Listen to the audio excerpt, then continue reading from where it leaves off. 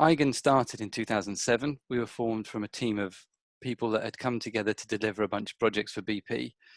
We were delivering them between 2003, 2008, and it was part of the digital oil field of the future programs that were running at the time. It was all kind of new. It was, how do you get data from offshore rigs onto someone's desktop? Different companies had different flavors of the program, from field of the future to iFields to digital oil field.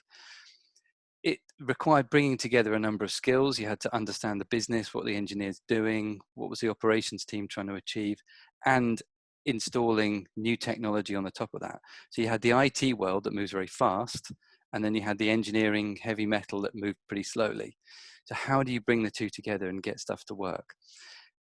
Previously, these projects had been given to the IT department, which struggled because they came from the traditional desktop world where you can leave things quite late and then you just install them. And if they don't work, it doesn't matter. But on an offshore oil rig, that really matters. You have to get stuff in early, it has to be commissioned, then the rig sails away, and then you don't get to touch it. If something breaks, you can't send someone offshore. So understanding remote working, getting the networks, the security, the whole security model didn't exist at the time. So we had to figure it out. So there was a lot of stuff. And then when you get the data over these links, you have to commission it, and it's not the engineers and the folks using the data really understand what they're trying to do with it.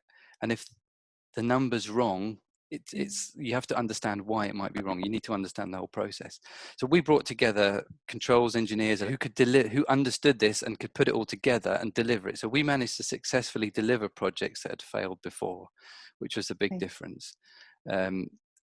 Because we took an engineering approach and understood the IT rather than taking an IT approach and trying to make it fit the engineering.